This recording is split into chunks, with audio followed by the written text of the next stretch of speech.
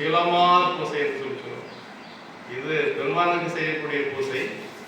சிவபெருமானுக்கு செய்யக்கூடிய பூசையை காட்டிலும் ஒரு பங்கு மேலே அதை வச்சு சொல்வார். சீலமார் பூசை செய்த திருத்தொண்டர் இளையான்குடி நாயனார் குடும்பத்துக்கு தான் சொல்வார்.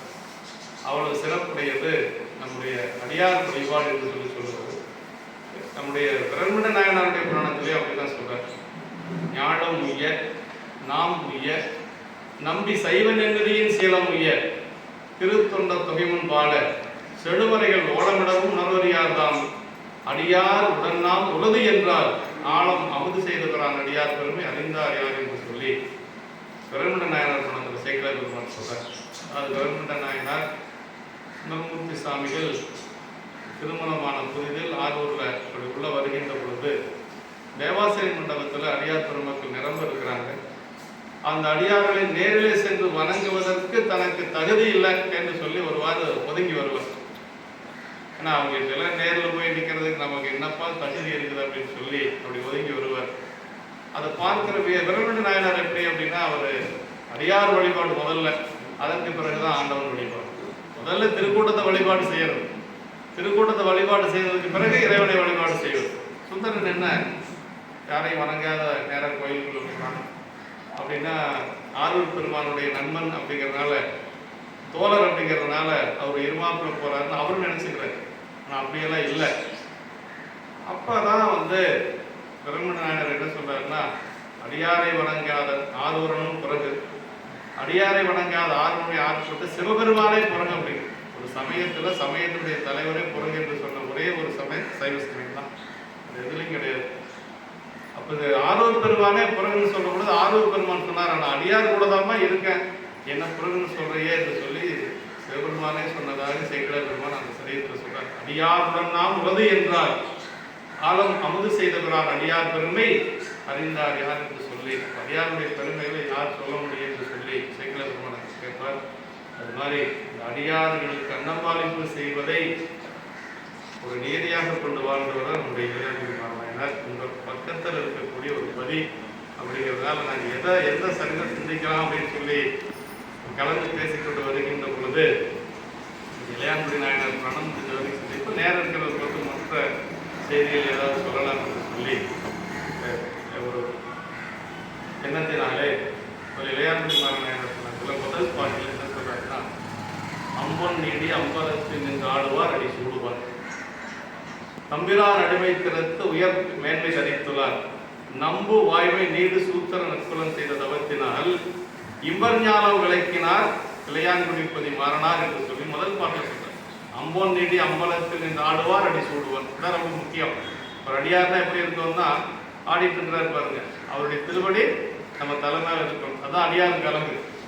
அப்படி இளையான்குடி நாயனார் அந்த மாதிரி கூட்டப் பெருமானுடைய திருவடியை தலைமையில் சூட்ட பெற்ற ஒரு பெருமையுடையவர். அது மட்டும் இருந்தால் போதுமா சைவத்தில் அப்படின்னா அதுக்கு மேல ஒன்று முக்கியமா வேணுங்க. தம்பிரான் அடிமை திறத்து உயர் சார்ந்த மேன்மை தரித்துள்ளார். அடியாருக்கு அந்த அடிமைத்திறம் வேணும் சைவத்தில் ரொம்ப ரொம்ப முக்கியம். சிவஞான சித்தியாரில் நம்ம அல்லந்தி சிவாச்சாரியர் சொல்றார், வாழ்விடும் மையல் விட்டு வறுமையாம் சிறுமை தப்பி தாழ்விடும் தந்தையோடும் சைவமாம் சமயம் சார்ந்த உள்பெறல் அறிவுனார். சைவத்துல பணி செஞ்சா மட்டும் போதுமானா பணிவோடு இருக்கணும் அப்படிங்கிறது. பணிவு தான் ரொம்ப ரொம்ப முக்கியங்க. பணியுமாம் என்றும் பெருமை என்று சொல்லி பெரியவங்க சொல்றாங்க. அது மாதிரி இளையான்குடி நாயனார் தம்பிரான் அடிமை கருத்து உயர் சார்பும் மேன்மை தரித்துள்ளார் என்று சொல்லி சேக்கிழார் சொல்றார். நம்பு வாய்மை நீடு சூத்திர குலம் செய்த நட்டவத்தார். அந்த குலம் சூத்திர நற்குலம்ங்கிறது வேளாண் குலம். இந்த வேளாளர் குலத்திலே 13 நாயன்மார்கள் நமக்கு பெரிய புராணத்தில் இருக்கிறாங்க. அது 13 நாயன்மார்கள் நமக்கு நம்முடைய இளையான்குடி நாயனார். நான் இளையான்குடி நாயனார் அடியார் வழிபாட்டில் உரைப்பாக நின்ற ஒரு பெருமகனார். அப்படி அவர் வாழ்ந்து கொண்டு இருக்கிற பொழுது நல்ல ஒரு வசதியான ஒரு வாழ்க்கை, அப்படி செழுமையான ஒரு வாழ்க்கை வாழ்ந்து கொண்டு வருகிறார். அவர் எப்படி தொண்டு செய்வார் அப்படிங்கிறது 3வது பாட்டில் சொல்வார். ஆரம் என்பு புனைந்த ஐயர் என்பது தன்மையால் நேரே வந்தவர் யாவராயினும், அதான் ரொம்ப முக்கியம். நம்ம யாராவது நமக்கு தெரிஞ்சவங்க வந்தால் அவங்களை உபசரிப்போம், அவங்களுக்கு உணவு கொடுப்போம், இதெல்லாம் செய்வோம். ஆனால் யாருன்னே தெரியாத இருந்தாலும் சரி, அடியாருன்னா அடியார் இருந்தால் போதும், வேற எந்த தகுதியும் இல்லை. திருநீர் வச்சிருக்கணும், உருத்தராகம் போட்டிருக்கணும். குலச்சரை நாயனார் அப்படிதான் பணி செய்வார். அவரும் பாண்டி நாட்டை சார்ந்தவர் இல்லைங்களா. குலச்சிறை நாயனார் எப்படி பணி செய்வார்ங்கிறது சேகர பெருமான் சொல்றார்.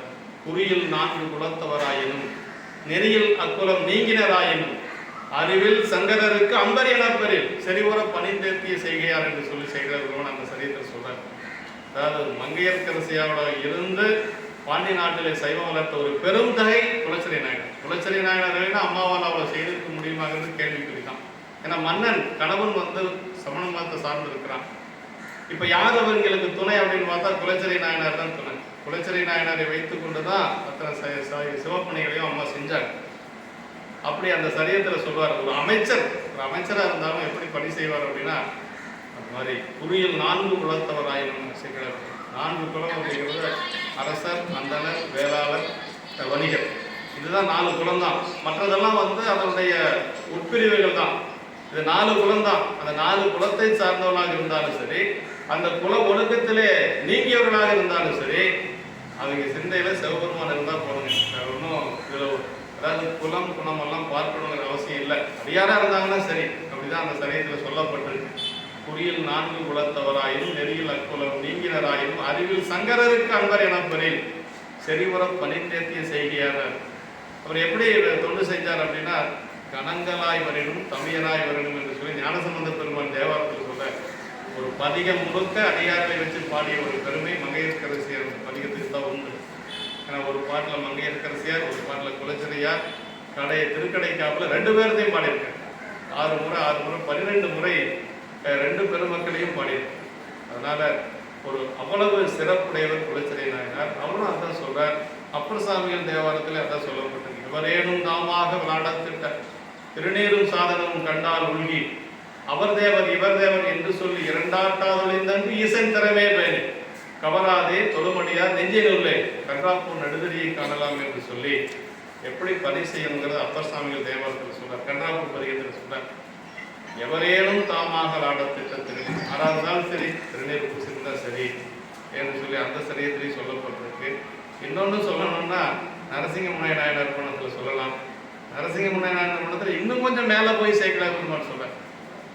சீலம் இளரே எனினும் திருநீர் சேர்ந்தாரே ஞான மிகழ்வார் அருணரகம் நன்னாமல் எண்ணுவார் பாலனைந்தால் அமர்களித்த வடியரட்டை பொன் கொடுத்து மேலவரை தொழுதினைய முடிவிளம்பி விடை கொடுத்தார் என்று சொல்லி சேகர பெருமான் சொல்றார். அதாவது அந்த சரியத்தில் என்னன்னா, நரசிங்கமுனை நாயனார் அரசர், நாடுவாள் அரசர், நம்ம சுந்தரமூர்த்தி சாமிகளை எடுத்து வளர்த்தவர் அவர் தான். நாவலூர் திருமுனைப்பாடி நாட்டினுடைய ராஜா.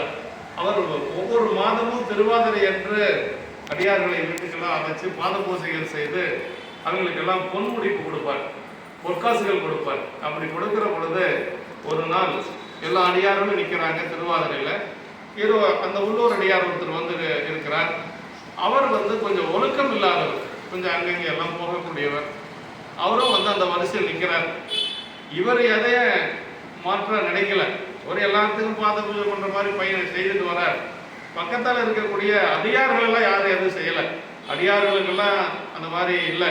உலகத்தார்கள் இருப்பாங்க பாருங்க, அடியார் அல்லாதவர்கள். உலகத்துக்கு எல்லாம் ஒரு அடியார் அந்த இங்கே நின்றுட்டா சரியா போயிடுவான் அப்படியெல்லாம் அவர் காது படம் பேசுறாங்க. அப்படி காது படம் பேசுறதுனால அவர் கொஞ்சம் மனசு சங்கடப்படுறாரு. அப்படிங்கிறது அரசனுக்கு தெரிஞ்சிருது. அப்படி ஒரு சிவனடியாராக இருக்கிறவர்கள் மனசு சங்கடப்பட்டா அதுக்கு காரணமானவங்க நரகத்துக்கு போவாங்க. செக்கலார் பெருமாள் சொல்றாரு, நம்ம சொல்லல. அப்படி நரகம் போகாம காப்பாற்றுறது என்ன செய்யணும், அவரை மகிழ்ச்சியாக அனுப்பணும். அதனால அரசர் என்ன பண்ணாரா, அவரை அழைச்சு அவருக்கு நல்ல மொழிகளால் பேசி எல்லாத்துக்கும் 1 பவுன் காசு கொடுத்தா அவருக்கு 2 பவுன் காசு கொடுத்தார். படியிரட்டி பொன் கொடுத்து அப்படின்னு சொல்லி சேக்கலார் பெருமாள் சொல்றார். இப்படியெல்லாம் நமக்கு பெரியவானத்தில் சொல்லப்பட்டு சீலம் இளரே இனம், சீலம்னா ஒழுக்கம், சீலம் இளரே இனம் திருநீர் சேர்ந்தாரே ஞான மிகழ்வார். ஞானம்னா உலகத்தார்கள். அவங்க இகழ்ந்தாங்கன்னா அது காரணமானவங்க நரகத்துக்கு போயிடுவாங்க. ஞானம் மிகழ்வார் அருணரகம் நன்னாமல் எண்ணுவார் பாலனைந்தால் நமக்களித்த படியிரட்டி பொன் கொடுத்து மேலவரை தொழுதினைய மொழி விளம்பி விடை கொடுத்தார் என்று சொல்லி சொல்வார். அந்த மாதிரி தயாங்குடி நாயனார் நேரே வந்தவர் யாவராயினும் நித்தமாகிய பக்தி முன் கூற எதிர்விழுந்து எழுந்து கைகள் குவித்து நின்று செவி புலத்து ஈரமன் மதுரப்பதம் பதிவெய்த முன் உரை செய்த பின் அப்படின்னா வந்த அடியாரை எப்படி வணங்கணும் அப்படிங்கிறத சொல்றாரு. பதிவார் வணங்கணுமா, அப்புறம் அவங்களுக்கு இனிமையான முறைகளால் கைகள் குவித்து நின்று வணங்கணுமாலும் அவங்களுக்கு இனிமையாக அவங்களுக்கு பிடிச்ச மாதிரி பேசணுமா. நம்மளுடைய பெருமைகளெல்லாம் நம்ம பேசக்கூடாது. அந்த அடியாருடைய பெருமைகளை பேசணும். அப்புறம் பணிவாக இருக்கணும், இனிமையாக பேசணும். இதெல்லாம் சொல்கிறார் சேக்கிழார் அந்த சரித்திரத்தை சொல்கிறார். அப்படியெல்லாம் செய்தவர் பிள்ளையார் நாயனார். ரொம்ப ரொம்ப முக்கியம் அந்த பணிவு அப்படிங்கிறது. அப்படியெல்லாம் பணி செய்து கொண்டு வர்றார்.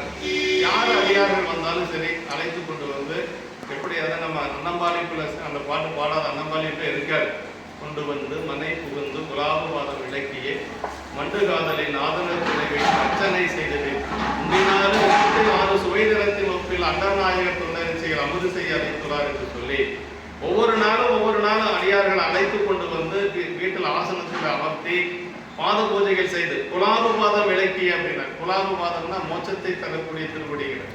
அடியாருடைய திருவடி நமக்கு மோட்சத்தை தரக்கூடிய திருவடிகள். அடியார் திருவடி வணங்கினாவே நமக்கு வந்து மோட்சம் கிடைக்கும். வேற ஒன்றும் பெருமான்கிட்ட போகணுங்கிறதே இல்லை. அடியார்களை வணங்கினாவே நமக்கு வந்து முக்தி கிடைக்கும். இன்னொரு உதாரணம் அதுக்கு சொல்லணும்னா, நம்முடைய மயிலாப்பூர்ல சிவனேசன் செட்டியாருக்கு குழந்தை பெயர் கிடையாது. குழந்தை பெயர்ல நம்ம என்ன செய்வோம்? சாமி கோயிலுக்கு போவோம், இல்லை சோசிகாரை ஏதாவது பரிகாரம் செய்து வரானா செய்வோம். ஆனால் சிவனேசனர் என்ன பண்ணார் அப்படின்னா, அடியார்களை வீட்டுக்கு அழைத்து கொண்டு வந்து அன்னதானம் அன்னம்பாளிப்பு செய்வோம். அருமையான ஒரு குழந்தை பிறந்தது, பூம்பாவை என்று சொல்லக்கூடிய குழந்தை. சேக்கிழார் அந்த சரியத்தில் சொல்றார், அருந்தவங்கள் செய்து அரணடியாருக்கு அர்ச்சனை உலப்பில செய்தார் நடத்தார் கரியவான் குழலால் மனைவியார் வயிறனும் கமலத்து புதிய பூமகள் என ஒரு பெண்குடி உதித்தார். அழகா சொல்றாரு. அருந்தவங்கள் செய்த அப்படிங்கிறது இறைவனை வழிபாடு செய்தது. அரணடியாருக்கு அர்ச்சனை உலப்பில செய்த நடத்தான் அப்படின்னு. சரி, சாமிக்கு வழிபாடு செஞ்சாச்சு, அதே போதும் இல்லை. அப்புறம் என்ன அதுக்கு மேலையா அப்படின்னா, அதுக்கு மேலே ஒரு வழிபாடு இருக்குது, அடியார் வழிபாடு. அதையும் செய்தார் சிவனேசனார் அப்படின்னு சொல்லி சொல்றார். அப்படி செய்ததுனால ஒரு அருமையான ஒரு பெண் குழந்தை பிறந்தது. அதுதான் பூம்பாவை என்று சொல்லி சேக்கிழார் சொல்வார். அது மாதிரி இந்த இடத்துல அப்படி கொண்டு வந்து மனை புகுந்து குலாபபாதம் விளக்கியே மண்டு காதல் அப்படின்னு தெரியுங்களா? அதாவது நூல்களில் விதித்த மாதிரி நம்ம வந்து ஒரு கடனுக்கு செய்யவில்லை, உண்மையான அன்போடு செய்யணும். நிலை பெற்ற மண்டு காதல் அதனை வைத்து அர்ச்சனை செய்தது. உண்டினால் 4 வகையான உணவு நீங்க நம்ம ஐயா போட்டாங்க. உண்பன, தின்பன, நக்குவன, பருகவன சொல்வார். ஒரே சரி சேர்க்கணும். உண்பன, தின்பன, நக்குவன, பாயசம் தான், பருகுவன, ஏதாவது நீராகாரமாக குடிக்கிறது, இப்படி எல்லாம் 4 வகையான உணவு அறுசுவையோட என்று சொல்லி 6 வகையான சுவை என்று சொல்லி அந்த சரித்திரம் சொல்லப்பட்டிருக்கு. இப்படி எல்லாம் 4 நாள் பிள்ளையார் பெருமான் நாங்கள் செய்து கொண்டே வர்றார். அப்படி செய்து கொண்டே வருகின்ற பொழுது அவருக்கு செல்வம் வந்து மலை மாதிரி வந்து குவியல் உபயரணம் போல வாழ்ந்து கொண்டு இருக்கிறார். உபயரணம் போல வாழ்ந்து கொண்டு இருக்கக்கூடியவர் எப்படி வாழ்ந்து அந்த செல்வம் எல்லாம் அப்படின்னா, வாதியார் சாமி ஒரு இது சொல்றாரு, நடந்த சம்பவத்தை சொல்றார். அவர் சென்னையில ஒரு பிரசங்கத்துக்கு வருஷம் போவார். ஒரு பெரிய செல்வத்தை கேட்டுது. அவர் வருஷம் அது பெரிய புராண ஒரு சொற்பொழிவை வச்சு வீட்டுல வந்து அடியார்கள் அழைச்சு அன்னபாகம் செய்வார். அவர்கிட்ட பேசுறதுக்கே யாரும் பயந்துக்குவாங்க, அவ்வளவு பெரிய செல்வம். இவர் ஒரு நாள் போய் கேட்டாராம், உங்களுக்கு இந்த அளவுக்கு நீங்க செல்வம் எல்லாம் இதெல்லாம் உங்க உழைப்பால சம்பாதிச்சிங்களா அப்படின்னு சொல்லி கேட்பாராம். அதுக்கு அவர் சொன்னாராம், இல்லை கொஞ்ச நாள் வந்து நம்ம நாளைக்கு முன்னாடி இந்த எறும்பு புளிக்கெல்லாம் நம்ம அரிசி போடுவேன், புல்லரிசி. அப்புறம் கொஞ்ச நாள் கொஞ்சம் செல்வம் கிடைச்சது. அப்புறம் நான் அடியார்கள் எல்லாம் அழைச்சி கொண்டு வந்து சிவனடியார்களுக்கெல்லாம் பாதத்துக்கு பண்ணி அவங்களுக்கெல்லாம் சாப்பாடு கொடுத்தேன். அது மலை மாதிரி பெருகிடுச்சு அப்படின்னு சொல்லி சொல்லுவாங்க. வாதியார் சாமி பிரசங்கத்தில் சொல்லிட்டு. அப்போ அடியார்களுக்கு நம்ம வந்து அன்னபாலைக்கு செஞ்சால் எங்கேயோ கொண்டு போய் விட்டுறோம் அப்படின்னு சொல்லி சரியத்தில் சொல்லப்பட்டு. சரி, இப்போ நல்ல பெரிய வசதியான வாழ்க்கை வாழ்ந்து கொண்டு இருக்கிறார். அப்புறம் என்ன அப்படின்னா, பெருமான் என்ன நினைக்கிறாருன்னா, செல்வம் இருக்கிற பொழுதுதான் என்னுடைய அடியார்கள் அப்படி பணி செய்வாங்க அப்படின்னு எல்லாரும் நினைச்சிடக்கூடாது. அது இல்லைனாலும் பணி செய்வாங்க அப்படிங்கிறத நம்ம தெரிஞ்சுக்கணும். செல்வம் மேவிய நாளில் இச்செயல் செய்வதன்றியும் அல்லல் நல்குறவான போதிலும் வள்ளல் என்று அறிவிக்கவே மல்லல் நீடிய செல்வம் வெள்ளம் மறைந்து நாள்தரும் வறுமை பதம் புக உண்ணினார் தில்லை மண்ணினார். அருமையான இடம். அதாவது நம்மெல்லாம் எப்படின்னா தொண்டு செய்வோம். ஐயா வந்து அழைச்சி கொண்டு போய் எல்லாருக்கும் உணவு கொடுத்தாங்க. நல்ல ஒரு முழு மனசோடு செஞ்சாங்க. யார் மேலே இருக்கக்கூடிய அன்புல தான் செஞ்சாங்க. கடையில் கூட அவர் போய் சாப்பிட சொல்லிருக்கலாம், இல்லைங்க கூட வந்து சாப்பாடு வச்சுருக்கலாம். ஆனாலும் வீட்டில் அழைச்சி கொண்டு போய் எல்லாருக்கும் சாப்பாடு போடணும்னு செஞ்சாங்க. அது அவருக்கும் ஒரு செல்வம் இருக்கும், செய்வார். இதே செல்வம் குறைஞ்சாலும் செய்வாங்க என்னுடைய அடியார்கள் அப்படிங்கிறத சாமி நம்ம தெரிஞ்சுக்கணும்னு நினைச்சா. செல்வம் மேவிய நாளில் செயல் செய்வதென்றையும் அல்லது நல்குறவான போதிலும் அல்லல் என்று அறிவிக்க வேண்டும். அப்ப என்ன பண்ணார், அந்த செல்வத்தை எல்லாம் கொஞ்சம் கொஞ்சமா குறைச்சார். கொஞ்சம் கொஞ்சமா அது வறுமைன்னு சொல்லலை சேக்கல பெருமான், வறுமை பதம்ங்கிறார். ரொம்ப ரொம்ப முக்கியம். அந்த சொல் இருக்குது பாருங்க, வறுமை வருவது போன்ற ஒரு நிலை அப்படின்னு அர்த்தம். ஏன்னா அடியார்களுக்கு வறுமையெல்லாம் கொடுக்க மாட்டார். அது மாதிரி எல்லாம் எதுவும் அடியார்களுக்கு துன்பத்தை சாமி கொடுக்கவே மாட்டார். அடியார் எடுக்கன்னு தரியாரேன்னு தான் சுந்தரர் கேட்பார் சாமி. அடியாருடைய துன்பத்தை பார்த்து சாமி சும்மா இருக்க மாட்டார். அதனால வறுமை பதம் அப்படின்னு சொல்லிக்கலாம். வறுமை போன்ற ஒரு நிலை வந்தது அப்படின்னு தான் சொல்றார் சேக்கல பெருமான். சரி, இப்போ என்ன பண்ணுறாருன்னா, வறுமை வந்தது, தன்னிடத்தில் இருக்கக்கூடிய செல்வத்தை எல்லாம் விற்று அடியார்களுக்கு சாப்பாடு போடுறார். அந்த தொண்டு கொஞ்சம் கூட குறையவே இல்லை.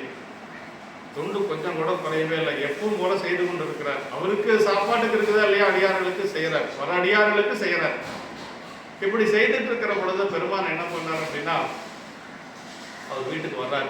எப்படி வர்றார் அப்படின்னா, ஒரு சிவ யோகியா வர்றார். சிவ யோகியா அதுவும் இரவு நேரத்தில் வர்றாருங்க. கூட உமையம்மை வரல, அதே மாதிரி விடையும் வரல, தனியாக வர்றார். அது அருமையான ஒரு இடங்க. பெற்ற முழுவதும் இன்றியே பேதையாலும் இன்றியே நற்றவத்தவர் வேடை மேற்கொண்டு ஞானம் உயிர்ந்திட நன்னினார் அப்படின்னு. இந்த உலகம் உயிர்படியாக வர்றார். நம்மெல்லாம் உயிர்வடையணுங்கிறதுக்காக சாமி அப்படி வர்றார். பெற்ற முழுவதும் இன்றியே விடை இல்லாமல் வர்றார். எப்பொழுது விடையில தானே வருவார் பெருமான், விடை இல்லை, கூட உமையம்மையும் வரல, தனியாக வர்றார். அது குறையாசிரி சிவகுணியை அருமையான ஒரு குறை எழுதுறாரு. பெற்றம் என்று சொல்லுவது அறக்கடவுள் இல்லைங்களா, அது அறக்கடவுள் தான் சாமிக்கு விடையா இருக்குது. நாயனாருடைய வறுமை நிலையை பார்க்கறதுக்கு அறக்கடவுள் வரதுக்கு விருப்பம் இல்லைன்னு சொல்லிடுச்சான். கருணையே வடிவமான அம்மா இருக்கிறாங்க பாருங்க, என்னுடைய பிள்ளைகள் அப்படி வறுமை நிலை இப்போ நான் பார்க்க முடியுமா, அதனால நானும் வரலைன்னு அம்மா சொல்லிட்டாங்களா, அதனால தனியாக வந்தாங்க. குறையாசிரியர் அப்படி எழுதுல சிவகுணி. அப்ப நம்ம அம்மா எப்போ வருவா தெரியுங்களா, அருள் செய்கின்ற பொழுது அம்மா வரும். இவருக்கு குபேர வாழ்க்கை கொடுத்தாருல்ல, குபேரனுக்கு அதிகாரியா இருக்க சொல்லி அப்ப அம்மா வந்தான். அப்ப அம்மா கூட வந்தான். அதான் சொல்ற, பெற்றம் ஊர்வதும் இன்றியே பேதையாலும் இன்றியே நற்றவத்தவர் வேடமே கொண்டு ஞானம் உயிர்ந்திட நன்னினார். வேற எதுக்கும் வரல, அவரு இந்த உலகம் உயிர்படியாக வந்தார் என்று சொல்லி அந்த சரியத்தில் சொல்றார். அப்படி வந்தவர் எப்படி நேரத்தில் வந்தார் தெரியுங்களா, அதான் ரொம்ப ரொம்ப நம்மளால, அதாவது இரவு நேரங்க, மழை பெஞ்சிட்டு இருக்குது, எல்லா வீட்லையும் படுத்து தூங்கிட்டாங்க. இவங்க 2 பேர் மட்டும் தூங்காமல் இருக்கிறாங்க. ஏன் தூங்காமல் இருக்கிறாங்கன்னா, சாப்பிட்டு 3 நாள் ஆச்சு, பசியில் தூக்கம் வருமா, ஏற்கனவே பசி, அதனால 2 பேரும் தன்னந்தனியா இருந்தாங்களாம். சேக்கலா பெருமான் சொல்லாருங்க, உண்மையான ஒரு இடம், ஞாபகம் இருக்கிற பாட்டு. நல்ல மழைக்கால இரவு, மாரிக்காலத்து இரவினில் வைகையோ தாரிப்பின்றிய பசிதலை கொள்வது பாரித்து இல்லம் அடைந்தபின் பண்புற வேறித்தாரால் விழுந்ததில் கொண்டனர் அப்படின்னா அருமையான இடம். மாரிக்காலத்து இரவு, மழைக்கால இரவு, மாரிக்காலத்து இரவினில் வைகையோ தாரிப்பின்றிய பசிதலை கொள். தாரிப்பின்றினா எந்த ஒரு ஆதரவும் இல்லை, போய் யாராச்சும் போய் கேட்கறதுனா கூட கொடுக்க மாட்டாங்க. ஏன்னா ஏற்கனவே வாங்கியாச்சு. ஐயா உனக்கு வேற வேலை இல்லையா, இன்னைக்கு இதே தான் வேலையான்னு கேட்பானா இல்லையா, ஒரு தடவை கொடுப்பாங்க, 2 தடவை கொடுப்பாங்க. அதான் சொல்றாரு, தாரிப்பின்றியனர், எந்த ஒரு ஆதரவும் இல்லாத தன்னந்தனியா கணவன் மனைவி 2 பேரும் மட்டும் படுத்துருக்குறாங்க. தூக்கம் வரல, தூக்கம் வந்தால் தானே தூங்க முடியும், அதனால தூக்கம் வரல. அப்போ என்ன சொல்லாத சேக்கல வேறித்தாரான் விருந்து கொண்டாங்க அப்படின்னா. வேறித்தாரான்னா குவளை மலர், அதாவது வேளாளர்களுடைய அடையாள மாலை குவளை மலர். 13 வேளாளர்கள் இருக்கிறாங்க, ஆனா இங்க மட்டும்தான் வேறித்தாரான்ங்கிற அந்த குவளை மலரை சொல்றாரு. ஏன் அப்படி சொல்றாருன்னா, அவை பாட்டி ஒரு பாட்டில் சொல்றாங்க, புறநானூற்றில் ஒரு பாட்டில் சொல்றாங்க, நீர்கால் யாத்த நிறையுதல் குவளை கோடை ஒற்றினும் வாடாதாகும் அப்படின்னாங்க. குவளை மலருக்கு ஒரு பண்பு உண்டுங்க, வெயில் காலத்திலையும் அந்த செடியை வாடாமல் வச்சிருக்கக்கூடியது குவளை. எப்படின்னா, இப்போ தண்ணி இல்லைன்னு வச்சுக்கோங்களேன், அந்த சேர் இருக்குது பாருங்க, அந்த சேத்துல இருக்கக்கூடிய ஈரத்தை உறிஞ்சு அந்த மலர் வாடாமல் இருந்து வண்டுகளுக்கு தேன் கொடுக்குமா. அதே மாதிரி அந்த சேரு காஞ்சி போச்சுன்னா தண்டில் இருக்கக்கூடிய ஈரப்பதத்தின் மூலமாக அந்த மலர் வாடாமல் இருந்து அந்த மலர் மூலமாக வண்டுகளுக்கு தேன் கொடுக்கக்கூடியது அந்த வேரித்தாரன் என்று சொல்லக்கூடிய குவளை.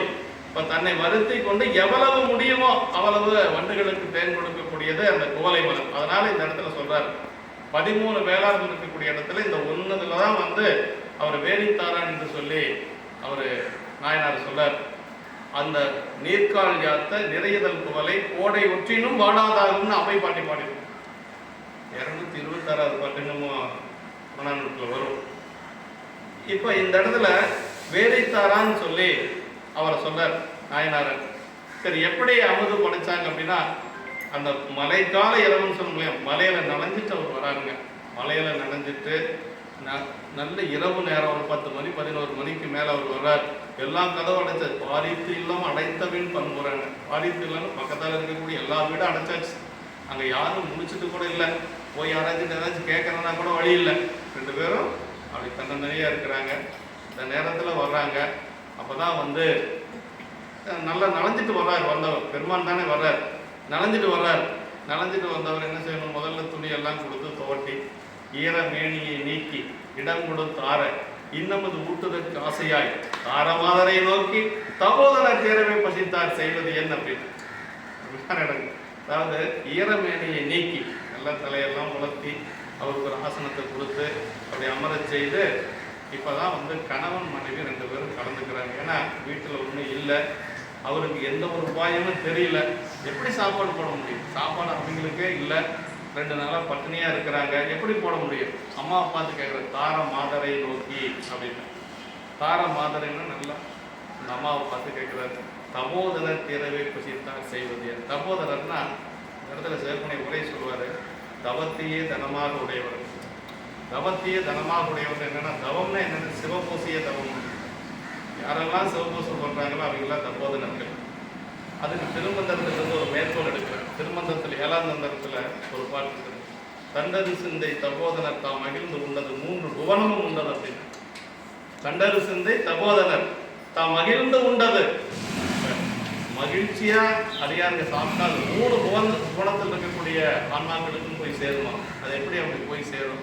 ஒருத்தர் தானே சாப்பிட்டாரு. 3 புவனத்துக்கு எப்படிங்க போய் சேருன்னா, உரையாசிரியர் எழுதுறார், சிவக்குணிய உரையில் எழுதுறார். அவர் சாப்பிட்ட சாப்பாடு சிவபெருமானுக்கு போய் சேரும். சிவபெருமானுக்கு உயிருக்கு உயிராக இருக்கக்கூடியது எல்லா ஆன்மாக்களையும் சாமி இருக்கிறாரா இல்லையா? இப்போ பாண்டியனுக்கு விழுந்தாடி எல்லாத்துக்கும் அடி உரைச்சதா இல்லையா? பாண்டியனுக்கு பெரும்படி விழுந்தது எல்லா ஆன்மாக்களுக்கும் அந்த இடத்துல அடி விழுந்து. இப்போ பெருமான் எல்லா உயிர்களையும் நீக்கமாக இருக்கிறார். அதனால எல்லா உயிர்களும் உண்டதுக்கு சமம் என்று சொல்லி எங்கள் உரையாசிரியர் சொல்றார். அப்படி சொல்லிட்டு மீண்டும் அவரே சொல்றார். இமக்குழக்குடி பாகற்கு இனியவர் நமக்கு இன்னடிசில் தகவலை அமைக்குமாறு எங்கன மனங்கே. அணங்குனா தெய்வ பெண் அர்த்தம். ஒரு மனைவியை பார்த்து என்ன சொல்றாரு? வறுமை நிலையில ஒன்றும் வழி இல்லை, நம்மளா இருந்தால் எரிஞ்சு விழுவோம் இல்லையா? ஆனால் அவரு தபோதனர் அதாவது இதுமே இமக்குழக்குடி பாகற்கு இனியவர் நமக்கு இன்னடிசில் தகவலை அமைக்குமாறு எங்கனம் அணங்கே தெய்வ பெண்ணே அப்படின்னு சொல்லி சொன்னார். இமக்குழக்குடி பாகற்கு இனியவர் அப்படின்னா சிவபெருமானுக்கு இனியவர் யாருன்னா அடியார்கள் தான், தேவர்கள் கிடையாது. இந்த இனியவர் அப்படிங்கிறது இன்னொரு இடத்துல வருது. சிறுத்தொண்ட நாயனார் புராணத்தில் வருது. சிறுத்தொண்ட நாயனார் புராணத்தில் அவர் பிள்ளைக்கறியெல்லாம் படைச்சாச்சு. பிள்ளைக்கறியெல்லாம் படைச்சு வாழை இலையிலெல்லாம் போட்டாச்சு. போட்டதுக்கு பிறகு வந்த சாமி கேட்குறாரு. என்ன கேட்குறாருன்னா, இங்கு நமக்கு தனியுண்ண ஒண்ணாது ஈசனடியார் பாங்கு நின்றாரே அலையும் அப்படின்னா, நம்ம எங்கேயாவது போய் தனியாக உட்காந்து சாப்பிடக்கூடாது. யாராவது அது அடியார் கூட இருக்கணும். அப்படி ஒருத்தர் இல்லைன்னா அந்த வீட்டுக்காரையாவது கூட உட்கார வச்சு தான் சாப்பிடணும்.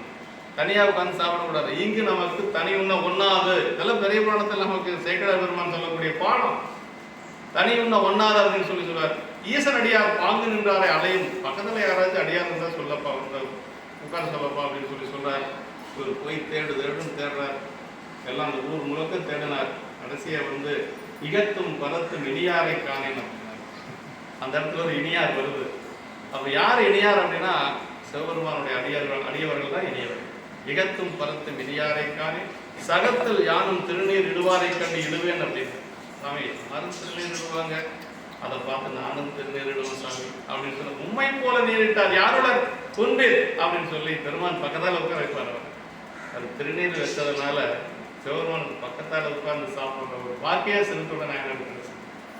திருத்தொண்டனாருடைய வீட்டுக்கு தான் சாமி கைலாயத்துக்கு நேரடியாக அப்படி வரும்.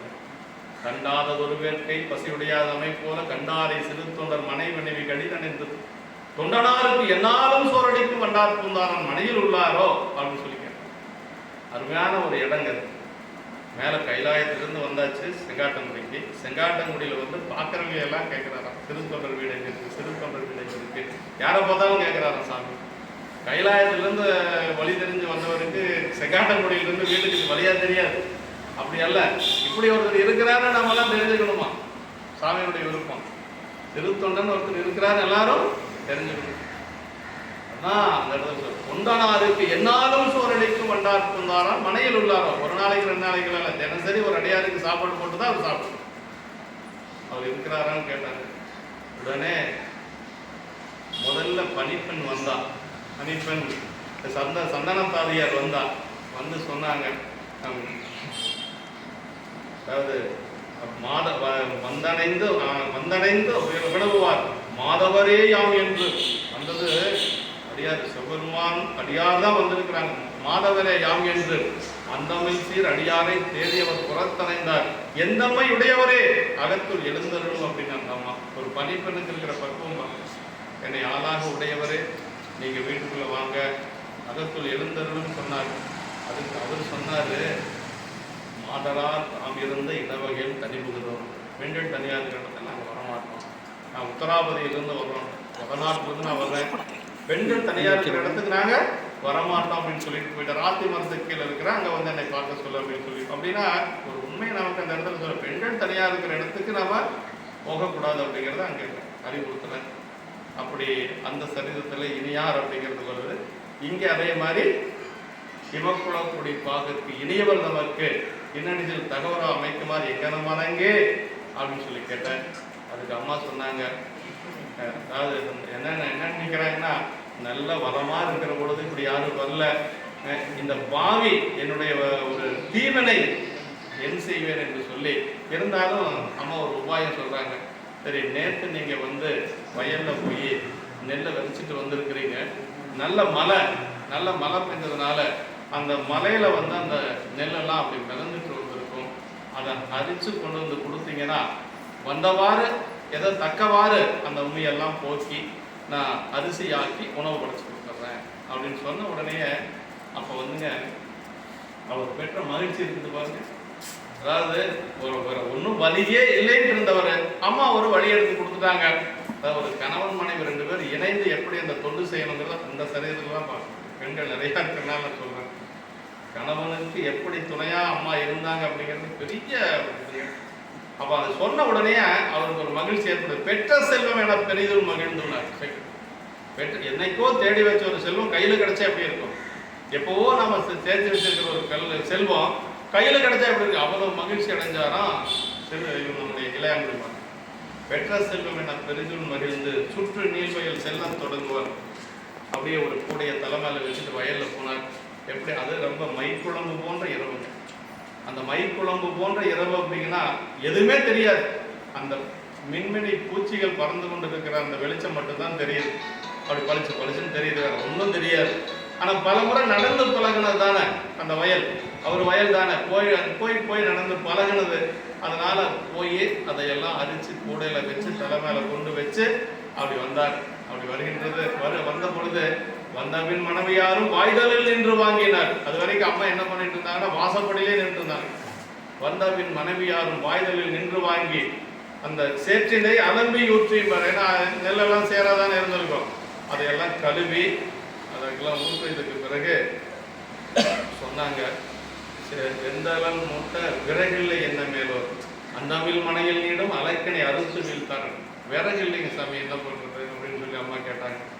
விறகு இல்லைன்னு சொல்ல அந்த காலத்துல இந்த மாதிரி தாரசு கட்டடமெல்லாம் கிடையாது இல்லைங்களா, மரத்துல தானே இருக்கும், தாழ்வாரம்னு சொல்லுவோம்.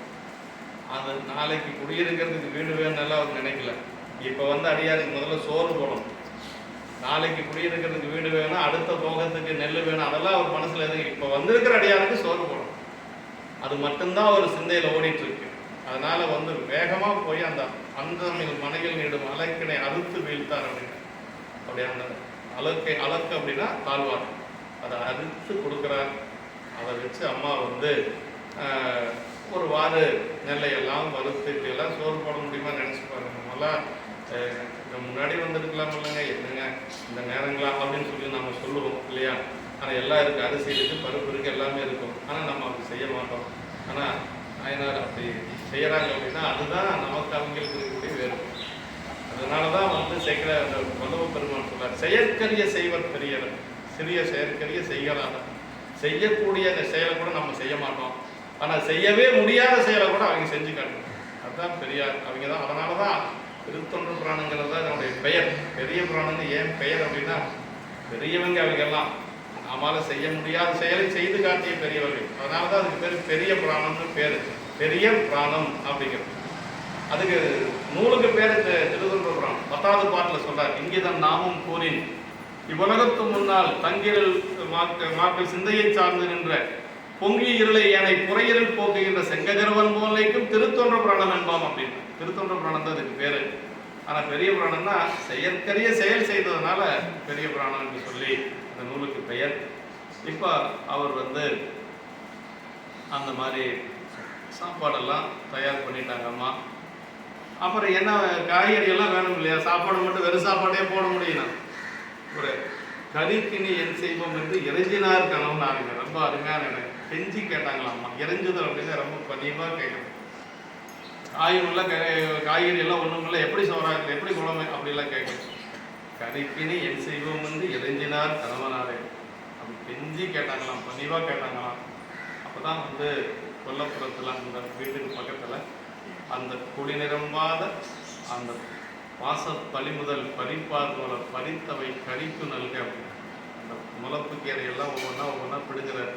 அது ஒவ்வொன்றா பிடுங்கிறது எப்படி இருக்குதுன்னா, வாசப்பலி, வாசம்னா ஆணவ மலம், ஆணவ மலத்துக்கு வேறாக இருக்கக்கூடிய மூலகன்மம்னு சொல்கிறாங்க இல்லைங்களா. அந்த மூல மலத்தையே பிடுங்கிறது போல இருந்தான். அவருடைய மூல மலத்தையே பிடுங்கிறது போல இருந்தா. பாச பழிமுதல் பறிப்பார் போல பறித்தவை கறிக்கு நல்க அப்படின்னு. இப்போ எப்படியா கொண்டு வந்து கொடுத்தாச்சு. அந்த கீரையை வச்சு அம்மா வந்து 4 வகையான உணவு செஞ்சாங்க. கீரை கடையிறது, பொரியல் செய்கிறது, தண்டு தனியாக இப்படியெல்லாம். ஏன்னா 4 வகையான உணவு போட்டு பழக்கப்பட்டவங்க இல்லையா அவங்க. அந்த கீரையை வச்சு அத்தனை செஞ்சாங்களாம். அறுசுவையோட 4 வகையான உணவு எல்லாம் செஞ்சுருக்கிறாங்க. அதை எல்லாம் கறியமுதெல்லாம் தயாராகிடுச்சு. கணவனை அழைச்சி காட்டுறாங்க, இதெல்லாம் சரியாக இருக்கான்னு பாருங்க அப்படின்னு சொல்லி அவரும் பார்க்குறார். அப்படி பார்த்துட்டு 2 பேரும் போய் அவர் அப்படி படுத்திருக்கிறார், தூங்குற மாதிரி படுத்திருக்கிறார். அவர் தூங்கவா போறாரு. அவர் தூங்கினா என்னாச்சு, உலகமே தூங்கிடும்.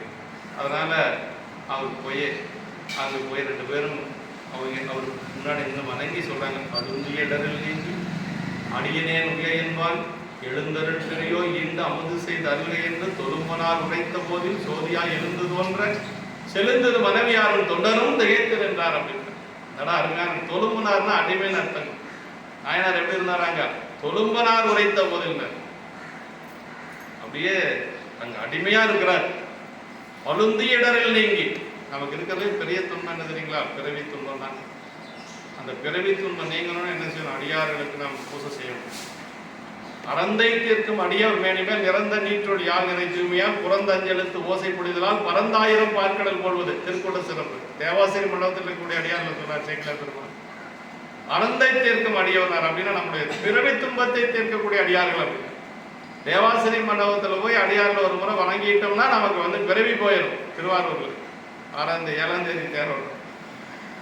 அங்கே எதுக்கு வந்து தேவரெல்லாம் அங்கே இருக்கிறாங்கன்னா, பூவார் திசைமுகன் இந்திரன் பூமிசை மாவார் அகலத்து மால் முதல் வானவர் ஓவாதவரும் நிறைந்து உறைந்துள்ளது தேவாசிரி எனும் திருக்காவனம் அப்படின்னா.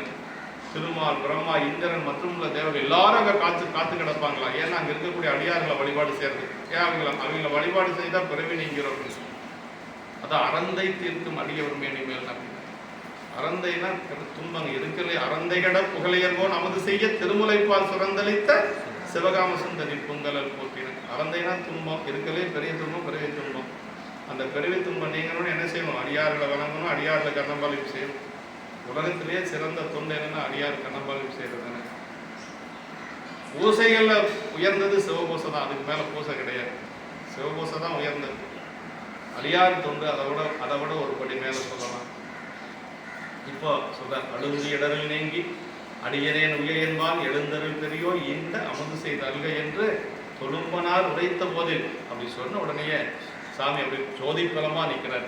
இந்த ஒரு சரீரத்துல தான் 3 திருமேனை காட்டியது. சோதிப்பலம் என்று சொல்லுவது சிவலிங்க திருமேனி தான். சிவலிங்க திருமேனி சோதி 2 ஒன்று தான். அருவுருவ திருமேனி வந்தது மாகேஸ்வர அடியாரா வர்றார் சங்கம திருமேனி. அடுத்தது வரப்போறது இடபத்துல வரப்போறார். 3 திருமேனி காட்டி நின்ற ஒரே ஒரு சரீரம்னா கல்யாணம் சரீரம். அடுத்த பாட்டு சொல்லு மாலையர் கரியநாதன் வடிவுறு சோதியாகி சங்கரன் தாழ்மணிந்து சங்கரன் தாழ் மகிழ்ந்து ஏலவார் குடலால் தம்மோடு இடப வாகனாய் தோன்றி சீலமார் பூசை செய்த திருத்தொண்டர் தம்மை நோக்கியதான் சொல்றார். சீலமார் பூசை அப்படின்னு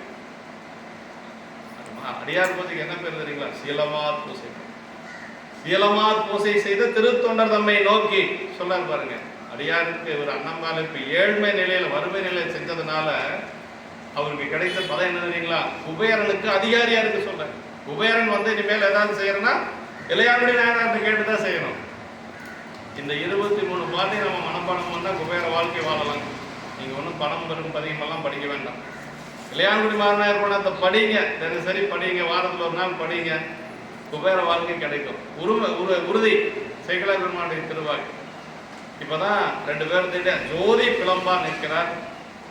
அப்புறம் இடப வாகனத்தில் காட்சி கொடுக்கிறார். இப்போதான் சொல்றேன், அன்பானே அன்பர் பூசை அளித்த நீ அணங்கினோடும் என்பரும் உலகம் நெய்தி இருநிதி கிழவந்தானும் மண்பொரும் முன்பெரும் நிதியம் ஏந்தி மொழிமொழி ஏவல் கேட்ப மண் இன்பமாந்திருக்க என்றே அருள் செய்தான் எவருக்கும் மிக்கான் அப்படின்னா இதாங்க அவர் செய்த. அது என்ன நேரத்தில் தெரியுங்களா? நைட்டு 12 மணி இருக்கு. ஆனால் அவர் வந்ததே 9-10 மணிக்கு மேலே தானே வந்தார். அதுக்கு பிறகு வந்து வயலில் போய் எல்லாம் அரிச்சிட்டு வந்து இதெல்லாம் செஞ்சு முடியும் 12 மணி. சாமி அருள் செய்யணும்னு நினைச்சானா ராகு காலம் கிடையாது, கேது காலம் கிடையாது, ஒன்றும் கிடையாது. எப்போ வேணாலும் அருள் செய்வார் சார். நம்ம செய்யற தொண்டை மட்டும் சரியா செஞ்சோம்னா போதும், வேற ஒன்றும் நமக்கு தேவையில்லை. அன்பானே அன்பர் பூசை அளித்த நீ அணங்கினோடும் அப்படி. அணங்கினோடுனா மனைவியோட. அடியார் பூசைக்கு அவ்வளவு சிறப்பு. அன்பர் பூசை அளித்த நீ அணங்கினோடும் என்பெரும் உலகம். இது சிவலோகத்துக்கு வந்துடும். முதல்ல சிவலோகத்துல தான் அந்த குபேரனுடைய அழகாபுரி இருக்குது. அந்த அழகாபுரியில் இருக்கக்கூடிய குபேரனுக்கு நீதான் அதிகாரி. இனிமேல் உன்னை கேட்காத குபேரன் யாருக்கும் செல்வத்தை கொடுக்க முடியாது. அதனால வந்து அப்ப குபேரன் வந்து என்ன செய்யணும்? இவர்கிட்ட கேட்டுத்தான் செய்யணும், வாங்க.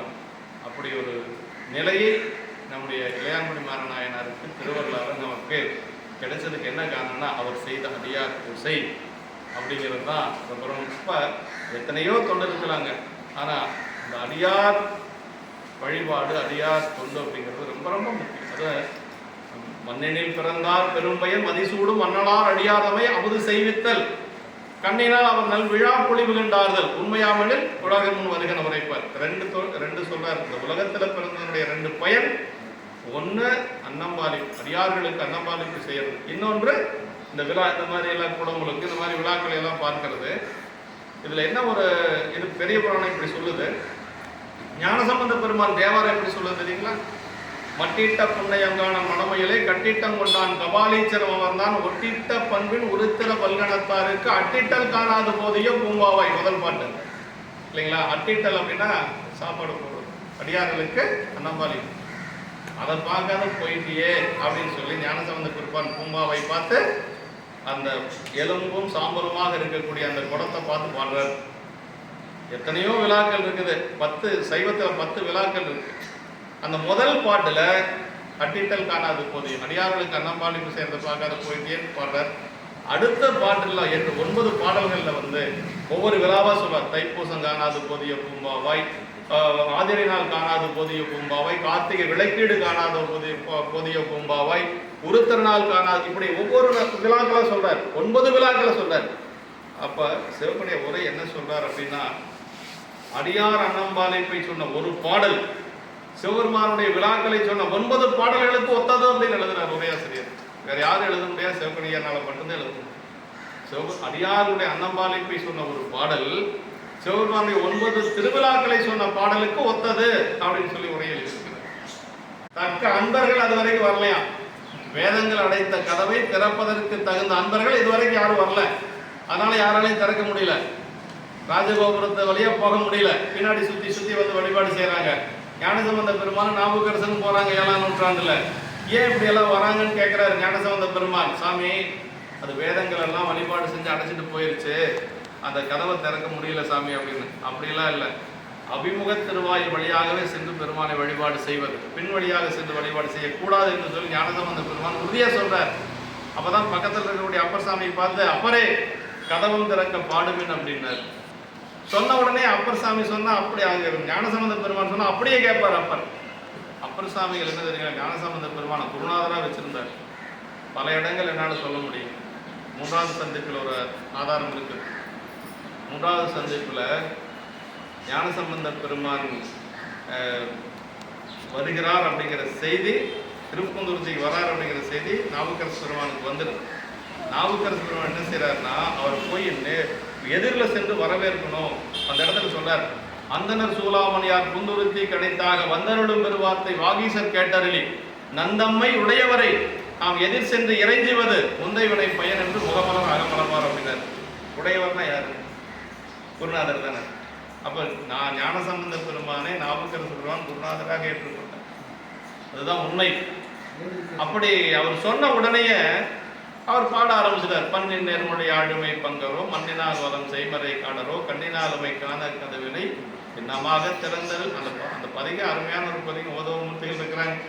அதாவது எல்லாமே ஓங்காரத்திலேயே வரும், நெடிலேயே வரும். சாமி ரொம்ப உள்ள இருக்கிறார், அவர் காதில் போய் விழுகணும். அந்த பதிகம் முழுக்க நெடிலேயே பாடணும். அப்படி பாடி முடிச்சு 10 பாட்டு முடிக்கிற வரைக்கும் கதவு திறக்கல. 11வது பாட்டுல இறக்கம் ஒன்றில்லையர் எம்பிரானீரே என்று சொல்லி கொஞ்சம் வருந்தி பாடுவார். அப்பதான் சுரக்கும் சரக்கு கதவு திறப்பினு சொல்லி கேட்கிற பொழுது கடைசியே கதவு திறக்கும். கதவு திறந்தாச்சு. எல்லாரும் அப்படியே அந்த வேதவனத்தின் மெய்ப்பொருளின் அருளால் விளங்கும் மணிக்கதவம் காதல் அன்பர் முன் திருக்காப்பு நீங்க கலைமொழிக்கு நாதர் ஞான முனிவருடன் தொழுது வீழ்ந்தார். உம்பரொளியின் மிக்க எழுந்தது, போத ஒளியின் மிக்க எழுந்தது உம்பராப்பும் மறையொளியும். அப்படி வேதங்கள் எல்லாம் சத்தம் போடுதான். ஏன்னா அன்னைக்கு நாம் அடைச்சிட்டு போன கதவு இன்னைக்கு தான் திறந்துருக்குன்னு வேதங்கள் எல்லாம் அப்படியே ஆர்ப்பரிக்கிறான். கடல் அந்த அலை வேகம் வேற, அது வேற. தொண்டர்களுடைய ஆர்ப்பு, அடியார்கள் அரகரா அரகரா அரகரா அரகரான்னு சொல்லி அவங்க வேற சத்தம் போடுறாங்களாம். சேக்கிழார் பெருமான் சொல்றாரு. அப்படி அந்த நடக்குது. அதற்கு பிறகு கதவும் அடைக்கப்பாடுமே என்று சொல்லி நம்முடைய நாவுக்கரசு பெருமான் ஞானசம்பந்த பிள்ளையார் பார்த்து சொல்றார். ஒரே ஒரு பாட்டு தான் பாடுறாரு. சதுராமரை என்று சொல்லக்கூடிய ஒரே ஒரு பாட்டு கதவை அடைச்சிருது. ஆனா நாவுக்கரசு பெருமான் என்ன நினைச்சுக்கிறாருன்னா, அவர் நம்மளை பாட சொன்னாரு, நம்ம அவரையே நீங்களே பாடுங்கன்னு சொல்லியிருந்தா ஒரே பாட்டுல கதவு திறந்திருக்குன்னு அவர் நினைக்கிறாராம். அது உண்மை அல்ல. அதுக்கு செப்பனிய உரை அருமையாக எழுதியிருக்கிறார். என்ன எழுதியிருக்கிறாருன்னா, நீண்ட நாள் சாத்தப்பட்ட ஒரு கதவு திறக்கிறது கொஞ்சம் நேரம் ஆகும், திறந்த கதவை சாத்திரம் சீக்கிரமா சாத்திடலாம் அப்படின்ட்டு நாவுக்கரசு பெருமானுக்கு எந்த அளவுக்கு சப்போர்ட் பண்றாரு பாருங்க. அதுதானே உண்மை. அதுதானே பல நூற்றாண்டுகளாக பல்லாயிரக்கணக்கான ஆண்டுகளாக சாத்தப்பட்ட ஒரு கதவு திறக்கிறதுக்கு கொஞ்சம் காலதாமதம் ஆகத்தான் செய்யும். திறந்த கதவை சாத்துறது அப்படிங்கிறது எளிதில். அதே மாதிரி இன்னொன்று, அந்த ஒத்த சாவியால தான் திறக்க முடியும் இல்லைங்களா? அப்ப திருமுறையும் வேதமும் ஒன்றாக இருக்குது அப்படிங்கிறது நமக்கு அந்த இடத்துல உறுதிப்பட சொல்லப்படுறது. திருமுறை வேதம் ஒன்று எச்சு ஒன்று கம்மியாக தான் திறக்குமா? இப்போ கதவை திறக்கிறதுனா அந்த சாவி தொலைஞ்சு போச்சுன்னா அதே சாவியாக இருந்தால் தான், அதே போல சாவி இருந்தால் தானே திறக்க முடியும். சாத்தின கதவு மீண்டும் திறக்குது அப்படின்னா அப்போ வேதமும் திருமுறையும் ஒன்றே. இது நம்ம குறைவா சொல்லக்கூடாது, அதையும் குறைவா சொல்லக்கூடாது. ரெண்டும் ஒன்று தான் அப்படிங்கிறது சாமி நமக்கு அந்த இடத்துல உணர்த்துறார். இப்படி நாவுக்கரசு பெருமான் கொஞ்சம் மனசு சங்கடப்பட்டு அப்படி போய் பேழ்கணி தும்பார் சேக்கிழாருக்கு அப்படி மனசு சங்கடப்பட்டு அவரையே பாட சொல்லிடலான்ட்டு மனசு சங்கடப்பட்டு அவர் போய் ஒரு ஓரமாக படுத்துக்கிறார். அதற்கு பிறகு திருவாய்மூர் போகிறாங்க. திருவாய்மூர் அப்பர் சாமி போயிடுறாரு. சாமி காட்சி கொடுக்கறது இல்லை. அதுக்கு பிறகு ஞானசம்பந்த பெருமான் கேட்குறாரு, அப்பர் எங்கேன்னு சொல்லி. அப்பர் போயிட்டாருன்னு சொல்லங்காட்டி அதற்கு பிறகு ஞானசம்பந்த பெருமான் தான் அந்த காட்சி காட்டுறார். அந்த குருநாதர் காட்டினா தான் நம்ம காண முடியும். அவர் தான் அந்த ஆடல் காட்சி காட்டுறார். இதெல்லாம் நடக்கும். இந்த நேரத்தில் தான் மங்கையர்க்கரசியார் பார்த்தாங்க, நம்மளுடைய பாண்டி நாட்டில் சமணகிரிகள் சூழ்ந்திருக்குது. 2 ஒற்றர்கள் அனுப்புகிறார். அவங்க சொல்கிறாங்க ஞானசம்பந்த பெருமான்கிட்ட, அம்மையார் உங்களை அழைக்கிறாங்க சாமி அப்படின்னு சொல்லி அதற்கு வந்து அவர் போகிறதுக்கு தயாராகிறார். அப்படி போகிறதுக்கு தயாராகணும்னா அப்பர் சாமி பக்கத்தில் இருக்கிறார். செல்ல இசையேல் அப்படிங்கிறார், உரிமையோட சொல்றார். அதெல்லாம் போக முடியாது, சமணர்கள் வஞ்சனையுடையவர்கள், அங்கே செல்ல முடியாது அப்படின்னு சொல்லி சொல்றார். அப்போதான் இவர் வந்து இன்னைக்கு நாளும் போலும் சரியில்லை அப்படின்னு சொல்லி சொல்றார். அப்போதான் ஞானசம்பந்த பெருமான் சொல்றார், 10 வயசு குழந்தை, பிராமண குழந்தை சொல்லுது, என்ன சொல்லுது தெரியுங்களா? பரசுவது நம்பெருமான் கடல் என்றால் பழுது வந்து அணையாது. அப்படி சிவபெருமான் திருவடி வணங்க பெற்றோம் என்று சொன்னால் எந்த துன்பமும் வராது. அதுக்கு சாட்சி சொல்லுவோம், சிவபெருமான் திருவடி வணங்கணும்னா நமக்கு எந்த துன்பமும் வராது அப்படின்னு சொல்லி சொல்றார் ஞானசம்பந்த பெருமான். இருந்தாலும் அவருக்கு கொஞ்சம் உடன்பாடு இல்லை. கொஞ்சம் அவர் மீண்டும் சொல்ற பொழுதுதான் அப்ப சொல்றாரு ஞானசம்பந்த பெருமான் என்ன சொல்றாருன்னா, அதாவது பாண்டி நாட்டுல 2 பேர் தான் திருநீர் பூசிருக்காங்க. அந்த 2 பேருக்கு நான் போய் பார்த்துட்டு வந்தேன். யாரு? குலச்சேரி நாயனாரும் மங்கையர்க்கரசர். பாண்டி நாட்டில் 2 பேர் தான், மதுரை மதியில 2 பேர் தான் திருநீர் பூசிருக்காங்க. எல்லையில்லா நீர் போற்றும் இருவரையும் சென்று காணும் கருத்துடைய அங்கு தீங்குபுரி அமணர் செயல் அறிவித்து சைவம் பாரித்தன்றி வேறு ஒன்றும் செய்ய ஆணை உமதே அப்படின்னாரு. ஆணை உமதி. நாவுக்கரசு பெருமாட்ட உத்தரவு வாங்கிட்டு அப்புறம் வேற ஒன்றும் செய்யலைங்க. நான் என்ன பண்ணேன்னா சமண சமயத்தை அழிச்சிட்டு சைவத்தை நிலைநாட்டி நான் வந்துடுறேன், வேற ஒன்றும் செய்ய மாட்டேன், உங்களுடைய ஆணை அப்படின்னு சொல்லி ஆணை உமதே. பாருங்க, திருநீர் பூசணிகளை பார்க்கறதுக்காக நான் போறேங்க. திருநீர் பூசல் எவ்வளவு சிறப்பு! எல்லையில்லா நீர் போற்றும் இருவரையும் சென்று காணும் கருத்துடைய அப்படின்னு அங்கு தீங்குமுறை அமனல் செயல் அறிவித்து சைவம் பாரித்தன்றி வேற ஒன்றும் செய்ய ஆணை உமதே என்று போனாரு. அப்படி செல்லுகின்ற பொழுது மதுரையம்பதி பக்கமா போயாச்சு. அப்படி மதுரையம்பதி செல்லுகின்ற பொழுது குறைச்சரை நாயனார் இவர் ஞானசம்பந்த பெருமான் போன அந்த காலங்கள் ஓசையெல்லாம் அந்த ஓசையெல்லாம் கேட்ட உடனே ஞானசம்பந்த பெருமான் வர்றார் அப்படின்னு சொல்லி குலச்சரை நாயனார் வீதிக்கு வந்துடுறார். அப்படி தெருவில் படுத்தவர் படுத்தே கிடக்கிறார், எழுந்திருக்கவே இல்லை. அவர் வர்றதுக்கு முன்னாடியே படுத்துறார், நீட்டி படுத்துறார், எழுந்திருக்கவே இல்லை. அப்பதான் ஞானசம்பந்த பெருமான் பக்கத்துல வந்து யாருன்னு கேட்கிறாரு. தென்னவன் அமைச்சர் குலச்சிறையார் அப்படின்னு சொல்லி சொல்றாங்க. தன்னுடைய 2 கையால தூக்கி அப்படி நிறுத்தினார். அப்படி நிறுத்தினது எப்படி இருந்ததுன்னா, பாண்டி நாட்டுல சைவத்தையே தூக்கி நிறுத்தினது போல இருந்ததுதான். அப்படி அவரை எடுத்து நிறுத்தி அதற்கு பிறகு கோயிலுக்கு போறார். அப்படி கோயிலுக்கு செல்லுகின்ற பொழுது ஆலவாய் கோயில் தெரியுது. அப்ப பாடிய பதிகம் தான் மங்கையர்க்கரசி வலவர்கோன் பாவை என்று சொல்லக்கூடிய ஒரு திருப்பதிகம். அந்த திருப்பதிகத்தை பாடிக்கொண்டு என்ன சொல்றாரு அப்படின்னா, அருமையான திருப்பதி. அம்மா யாரு? ராஜமாதேவி இல்லைங்களா, பெரிய கோப்பெருந்தேவி. சீமார் எடுத்து கூட்டுவாங்களாம், கோயில்ல பலி செய்வாங்களாம். கோயிலுக்கு சாமி போறதுக்கு மட்டும் வரமாட்டாங்களாம், அம்மா பலி செய்வாங்களாம். மங்கையர்க்கரசி வலவர்கோன் பாவை வரிவலை கைமடமான் பங்கையர் செல்வி பாண்டிமாதேவி பணி செய்து நாள்தோறும் பரவுதல் அப்படிங்கிறது போற்றி பாடுவது இல்லைங்களா, திருமுறை பாடுவது. பணி செய்து நாள்தோறும் பரவன். அப்படி தினசரி வழிபாடு செய்யக்கூடிய மங்கையர்க்கரசியார் குலச்சரியார். மங்கையர்க்கரசியார் ஒரு நல்ல ஒரு இது நம்மளுக்கு இந்த இடத்துல ஞானசம்பந்த பெருமான் வருகின்ற பொழுது மங்கையர்க்கரசியார் தள்ளி நின்னாங்களாம். ஏன்னா அவருடைய மனம் முழுக்க இப்போ வந்து பெருமானை வழிபாடு செய்யறதுல இருக்கு. பெருமானை வழிபாடு செய்யறதுக்கு ஒருத்தர் வருகின்ற பொழுது குறுக்கிடக்கூடாதான் நம்ம. அப்படி ஒதுங்கி நின்னாங்களா அம்மா. இன்னொன்று என்னன்னா, இப்போ வந்தா ஞானசம்பந்த பெருமானுடைய திருவருள் மட்டும் நமக்கு கிடைக்கும், உள்ள போயிட்டு வந்தா சொகநாதருடைய திருவருளை சேர்த்து கிடைக்கும். அதனால அம்மா ஒதுங்கி நின்னாங்களாம். அவர் வழிபாடு செய்து கொண்டு வந்ததுக்கு பிறகு அப்படியே நெடுஞ்சான்கிட்டே விழுந்தாங்க அம்மா. அம்மாவையும் அதே மாதிரி தன்னுடைய கரங்களை அம்மாவுடைய கரங்களை பற்றி எடுத்தார் என்று சொல்லுவாங்க. அதற்கு பிறகு அவர் தங்குவதற்கு வந்து சமணர்கள் அந்த ஒரு மடத்தை கொடுக்குறாங்க. அந்த மடத்தை ஏற்பாடு பண்ணுறதெல்லாம் குலச்சிறை நாயனார் தான். மடத்தை ஏற்பாடு பண்ணி அங்கே அவர்கள் அடியார்களை தங்க வைக்கின்ற பொழுது இந்த சமணர்கள் வந்து இந்த மாதிரி வழியில எல்லாம் சிவபெருமானுடைய அடியார்களாக இருக்கிற எங்கே பார்த்தாலும் சைவர்கள் நிரம்பிருக்கிறாங்க. அவங்களை பார்த்தா அது சொன்ன உடனே கண்டு மூட்டு கேட்டு மூட்டு. சைவர்களை பார்த்தா கீட்டு, அதே மாதிரி கேட்டா கீட்டு, கண்டு மூட்டு கேட்டு மூட்டு அப்படிங்கிறது இந்த சமணர்கள் அங்கே அது மன்னன் வந்து அதெல்லாம் பண்ணிட்டு இருக்கிறான். அப்போ தான் வந்து இங்கே சொல்கிறாங்க, அவங்களுக்கு வந்து ஒரு தீ மூட்டுவது போல மந்திரத்தினால மந்திர விச்சையால் அது செய்தோம்னா அவங்க எல்லாம் அங்கிருந்து ஓடிடுவாங்க அப்படின்னு சொல்லுகின்ற பொழுது மன்னன் என்ன செய்யறான், அந்த இடத்துல கொஞ்சம் ஏதோ ஒரு அவசர வேலையாக இருந்திருக்கிறான். என்ன சொல்கிறான் அப்படின்னா, ஒரு வேகமாக சொல்லிட்டு போயிடுறான். ஆவதொன்று அதுவேயாக அதனையே விரைந்து செய்யும் என்று சொல்லி, சரி அப்படின்னா அதே மாதிரி செஞ்சிருங்க அப்படின்னு சொல்லிட்டு போயிடுறாரு. அப்புறம் தான் அந்த தங்கியிருந்த மடத்துக்கு தீ மூட்டுவாங்க. மந்திரத்தின் மூலமாக மூட்டவே முடியாது. அங்கே தான் சேக்கிழார் பெருமான் சொல்றார், ஆதி மந்திரம் அஞ்செழுத்து ஓதுவார் நோக்கில் மாதிரத்தில் மற்ற மந்திர விதி வரும் என்றார். அஞ்செழுத்து சொல்லிட்டு இருக்கக்கூடிய ஒரு இடத்துல இன்னொரு மந்திரம் பலிக்காது. அதனால சமணர்கள் அப்படியே சாதியா வகை அவன் குண்டர்கள் தளர்ந்தார் அப்படின்னு அப்படியே அவர்களுக்கு தளர்ச்சி ஆகி போச்சு. அதனால நிஜமாலுமே தீப்பத்தி வச்சாங்க. முதல்ல சொன்னது மந்திரத்தின் மூலமாக, மந்திரம் ஒன்றும் பலிக்கல, நிஜமாலுமே தீப்பத்தி வச்சாங்க. அந்த தீ ஞானசம்பந்த பெருமான் பையவே சென்று பாண்டியனுக்காகவே என்று சொல்லி சொன்ன உடனே அந்த தீ பாண்டியமன்னனுக்கு போய் பட்டது. இப்போ என்ன பண்ண போறாங்க அப்படின்னா, மங்கையர்க்கரசியார் அந்த சமணர்கள் பாண்டியனுக்கு என்னென்னமோ மந்திரமெல்லாம் செய்வாங்க, ஒன்றும் பலிக்காதங்க. எதுவும் அந்த பாண்டியனுடைய வெப்பனை அதிகமாகிட்டே இருக்கும். அப்போ தான் குழந்தைய அழைக்கிறாங்க. ஞானசம்பந்த பெருமான அழைக்கிறதுக்கு முடிவு பண்ணுறாங்க.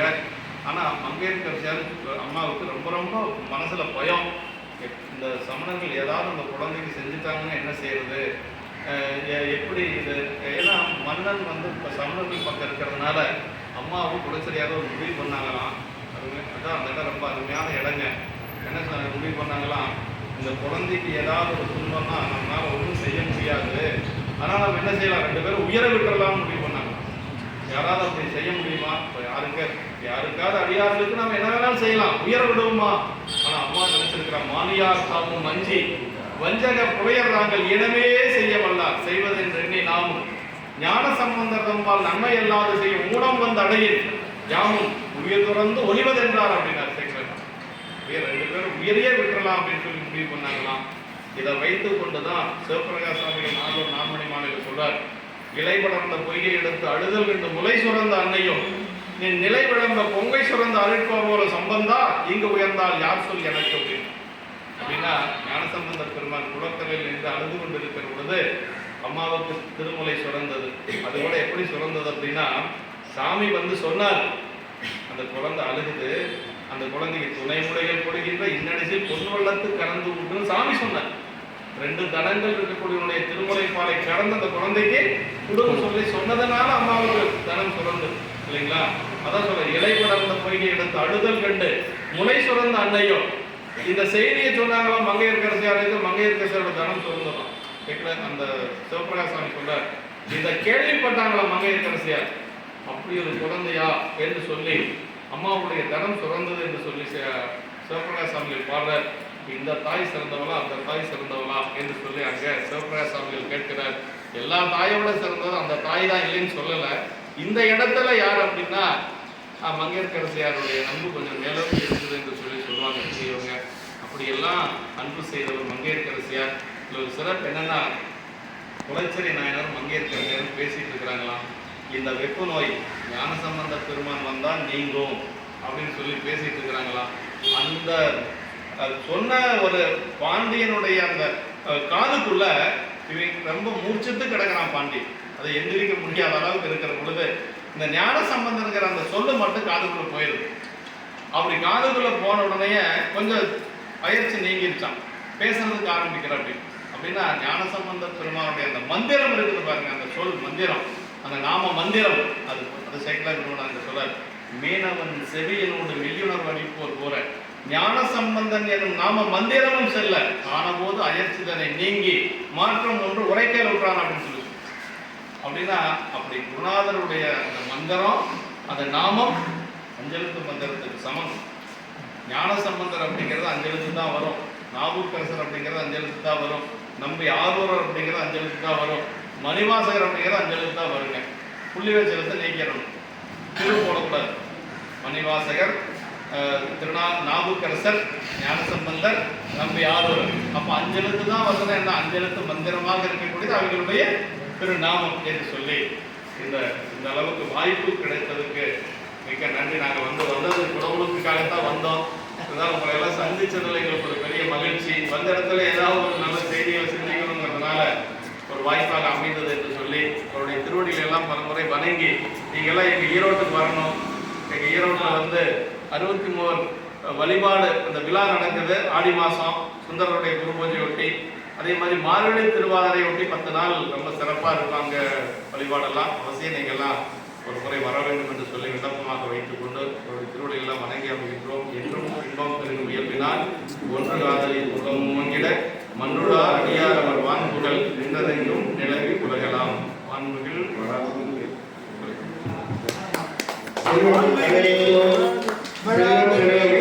வழிபலம் சுரக்க மன்னல் கோல்முறை அரசு செய்க குறைவிலாத உயிர்கள் வாழ்க நான் மறையரங்கள் ஓங்க நற்றமம் வேள்வி மல்க மேன்மிகுள் செய்க நீதி விளங்குக உலகமெல்லாம் மேன்மிகுள் செய்க நீதி விளங்குக உலகமெல்லாம் மேன்மிகுள் செய்க நீதி விளங்குக உலகம் எல்லாம்.